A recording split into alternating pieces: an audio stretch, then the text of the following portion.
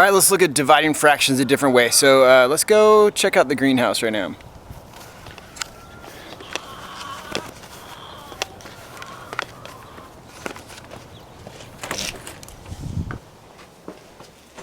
All right, so in the greenhouse we've got our jalapenos.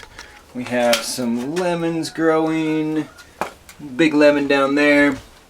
We got a lot of tomatoes that are not quite red yet. Some beautiful tomatoes over here. Whole lot of basil and Thai basil. And we've got some strawberries. Some lettuce is coming up. Got a nice little cucumber right back there. Alright, so the bed of my greenhouse right here is 10 feet long. And let's say that I wanted 3/4 of a foot per plant in the greenhouse. How many plants would I be able to plant if I were to divide my 10-foot bed by 3/4? Let's head on inside to the whiteboard and work on that. Let's think about our fractions in the greenhouse and dividing whole numbers by fractions today. So we have 10 feet divided by 3/4. Well, we could do this one of two ways. We could just draw it out, or we could use multiplication to find our answer. So first off, let's draw it out. Let's just draw 10 feet. So 1. All right, so we have 10 feet here. We are going to divide that in 3/4, so we need to divide each of those into 4. Okay, so we have 10 feet divided into fourths. And now we need to find out how many 3/4 there are in our 10 feet. Well, we have 1. We have 3/4. Let's count another 3/4. 1, 1, 2, 3. So we have 2. 1, 2, 3. We have 3. So we get 13 1/3 3/4 sizes in our greenhouse. Instead of drawing out this entire thing, how could we just use multiplication to find our answer? Well, here's the thing.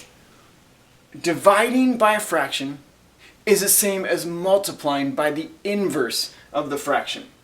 So if I think about it, that's true with division as well. So 10 divided by 3 is the same as 10 times 1/3, right?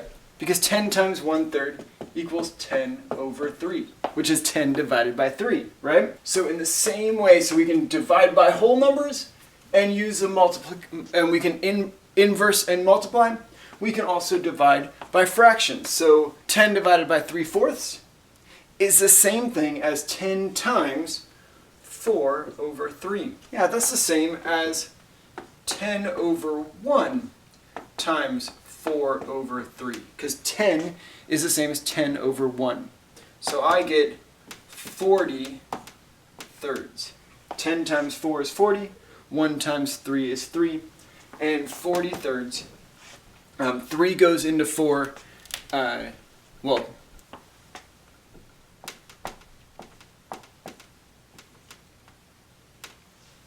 so 1 times 3 is 3, 4 minus 3 is 1, 3 times 3 is 9, and I get 1 left over. So I get 13 and 1/3.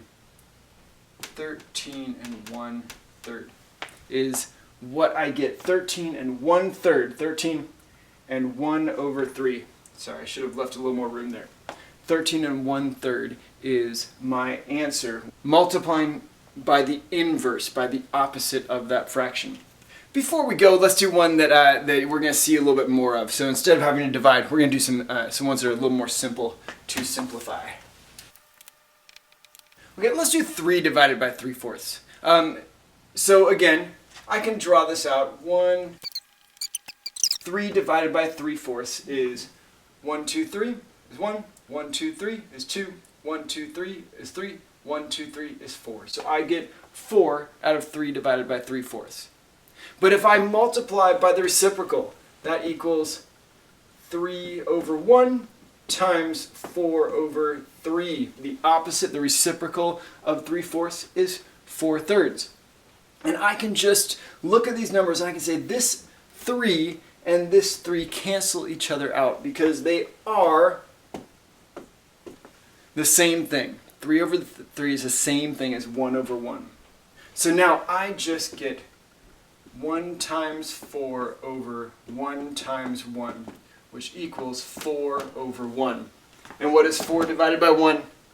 It is 4. I get the same thing, just multiplying by the inverse.